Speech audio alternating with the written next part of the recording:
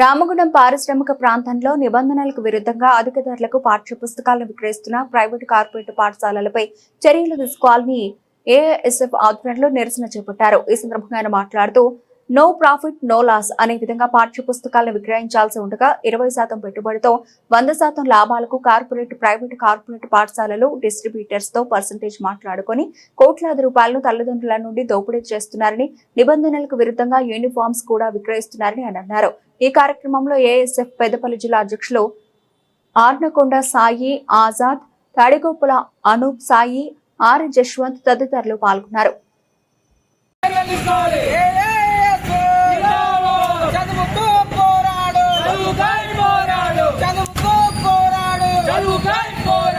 గోదావరి కానీ పారిశ్రామిక ప్రాంతంలో చూసుకున్నట్లయితే కృష్ణవేణి టాలెంట్ స్కూల్లో 4 బ్రాంచులు ఉండడం జరిగింది.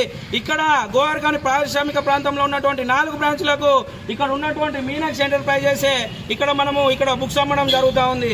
నియమ నిబంధనలకు విరుద్ధంగా ఒకటే స్టేషనరీలో ఈ బుక్స్ ను విక్రయించడం జరుగుతూ ఉంది. ఒక జిఎస్టీ తెచ్చుకొని ఇక్కడ దర్జాగా దోపిడీ చేయడం జరుగుతూ ఉంది. మనము 1వ తరగతి పిల్లవానికి మనము బుక్స్ చూసినట్లయితే 4,500 నుంచి 6,000 రూపాయలు ఉన్నది. దాన్ని మనం ఇక్కడ ఒక సిరీ వెడ్డింగ్ మాల్, అది మన పత్రికలు తయారవుతారు, అందులో మనం ప్రింట్ చేపిస్తే 1,500 1,000 రూపాయలు అయిపోతుంది. కానీ వీళ్ళు ఒక్క బుక్స్ మీద 3,000 రూపాయలు. అంటే ఈ 4 బ్రాంచులకు మనం చూసుకున్నట్లయితే కోట్లాది రూపాయలను ఇక్కడ వీళ్ళు దోచుకోవడం జరుగుతూ ఉంది. అసలు వీళ్ళు విద్యార్థులకు ఏం సందేశం ఇద్దామనుకుంటున్నారు?